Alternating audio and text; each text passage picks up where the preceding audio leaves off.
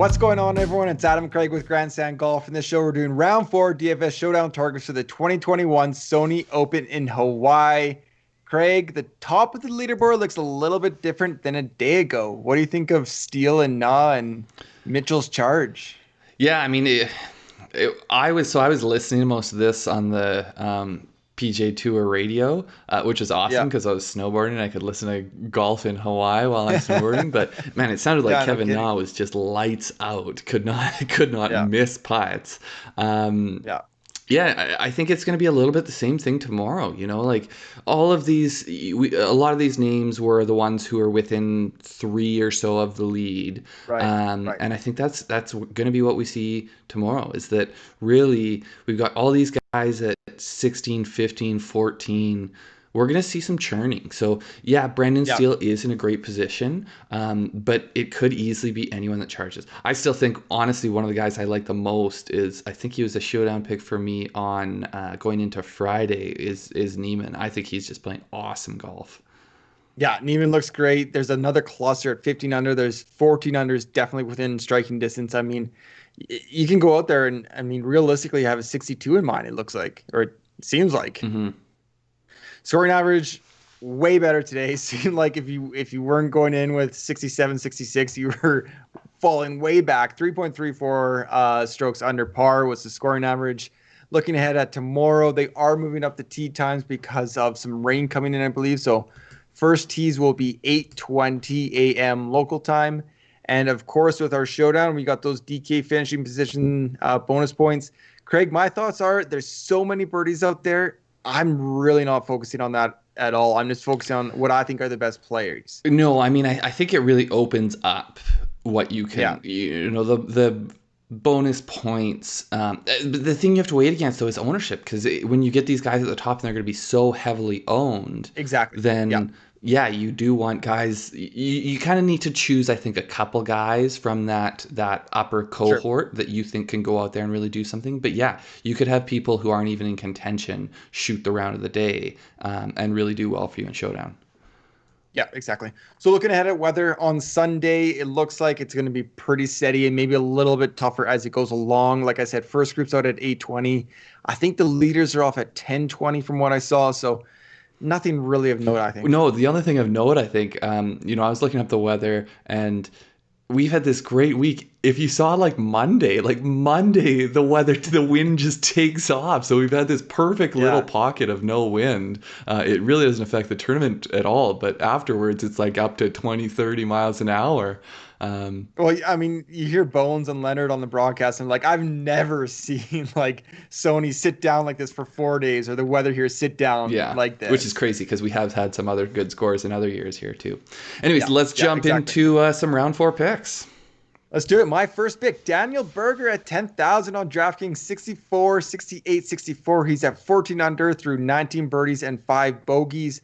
I think just really well-rounded. I feel like he actually hasn't been on the coverage much just because he's kind of been lingering behind around in those 8th, 10th, 12th position, but really well-rounded, I think, first 3 days. 31st or better in every stroke gained category. I did a little bit of digging into his Sony Open Waialae history. 23 rounds here, 67.5 scoring average. Of course, we know those early rounds played harder than they do right now, but 264s on the board already. But the one thing I really like, 0 rounds over par in 23. That's just remarkable. So I think high ceiling, really high floor for Berger. I think he's one of my favorites at 14 under that can go and actually chase this thing. Yeah, I'm curious though. Our older brother picked him in one and done. Is this just like a hedge so that if he goes out there and win it, you feel like a little bit. You feel like, oh, you know what? But I won my showdown, so I'm pretty okay with it. I felt really good about Morikawa until that double bogey, and now, hey, he's burned me. I like Berger a lot though. I think he is one of the guys that has a shot. I mean, he does have to go do something special, or there's so many people they need to pass. But even still, if he doesn't go out and win it, I think he could still have a great round that's really going to help you in Showdown. My first one here, it's sort of a similar idea, I think, to Berger. Hideki Matsuyama, he comes in at 9,100 on DraftKings. 3 rounds, he's been super steady, which is not sort of what it seems like if you were to think about Hideki. Yeah. I think still the Tournament of Champions is hanging over our head, and how out of that he was for a while.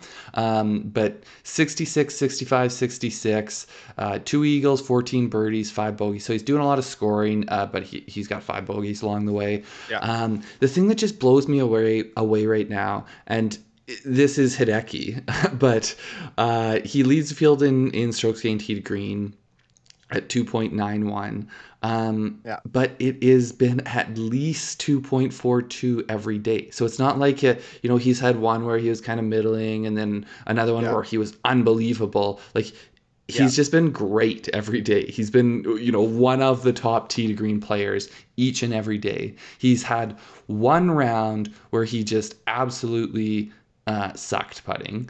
But then it hasn't been that bad. Like he had one where he actually gained a little bit and then one where he lost. So he is losing. I believe he's just barely losing, maybe a half, maybe he is losing strokes putting, but for Hideki, it feels like it's just barely, because it's only about a half stroke or 3/4 of a stroke.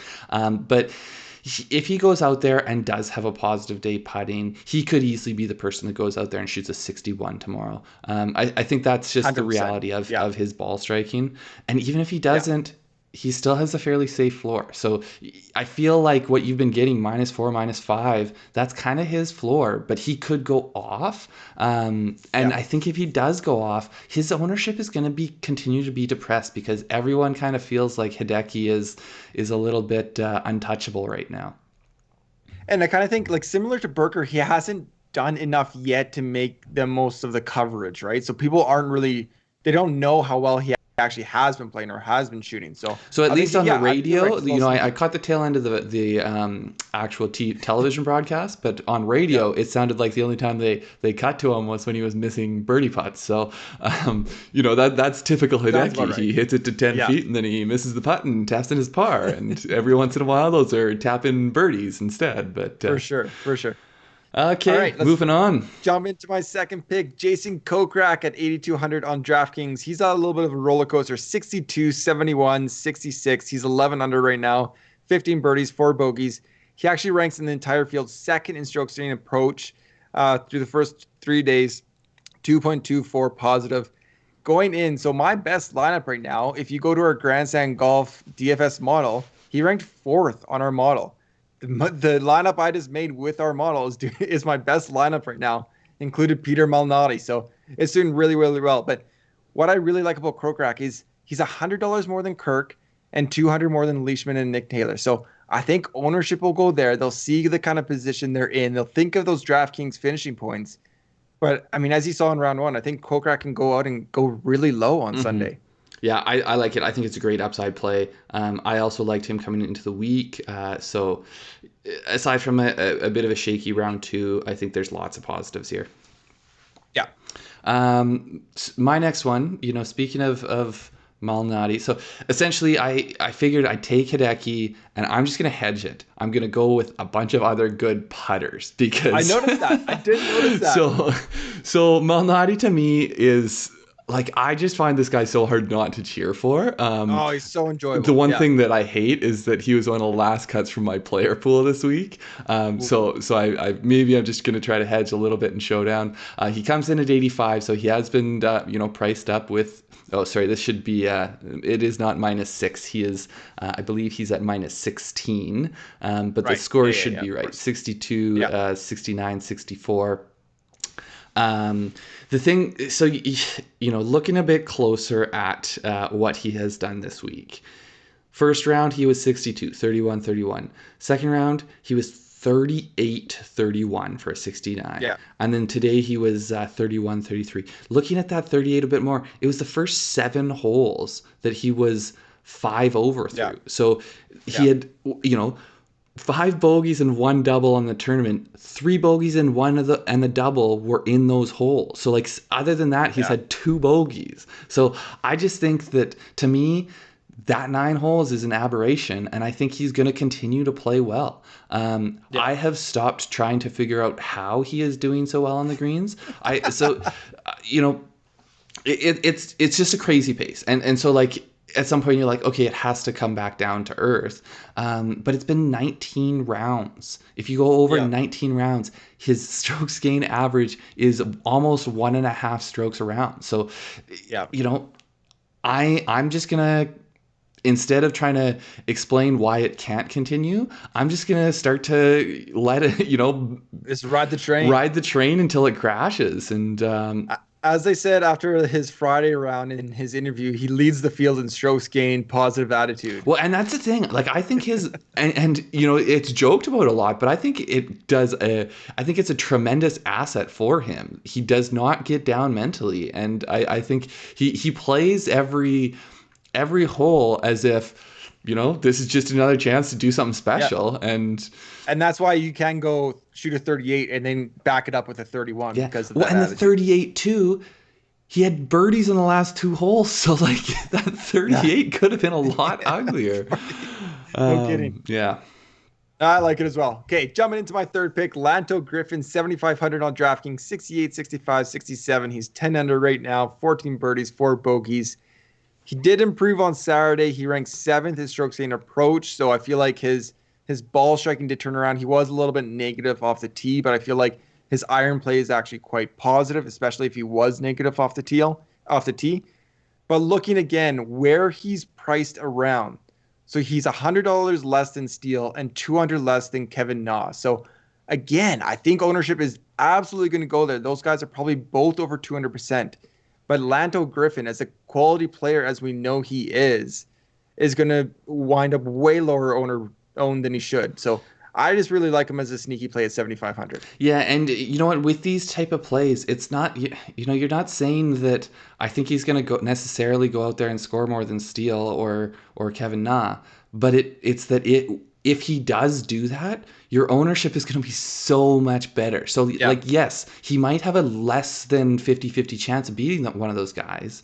But if that hits and it gives you a much bigger return, then it's worth it. So you're looking at maybe he's 5% owned and Steele is 30%. Like that's how drastic it's a huge amount of leverage. Yeah. I have him tourney long. So I've liked the play all week. I don't really think there's a whole lot more I need to say about it. I think he is in that position where he can, he's not going to go out there and win the tournament, but he can sneak up into high enough rankings that it does give you some more return than just what he does, in terms of birdies. For sure. My last one here, another putter for you. Mackenzie Hughes comes in 7,000 on DraftKings. He's gone 65, 69, 65, minus 11 on the tourney, an eagle, 14 birdies, 5 bogeys. Really, he would be right in this. He did a very poor job striking the ball in his second round.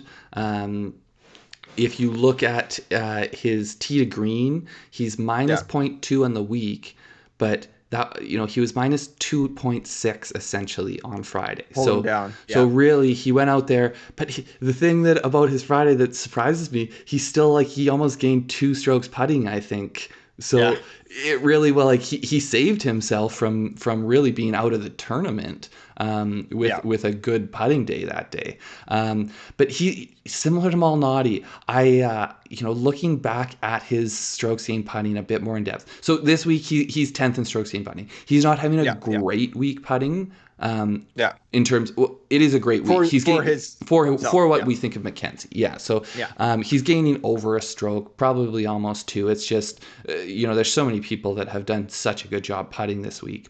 But you look back over a long period. If you look at, the graphs that show where someone's average, like if you go to Data Golf and look at the graphs of the running average, his putting from 2019, 2020 turnaround, it was like around 0. And then over the course of the past year, it has just taken off.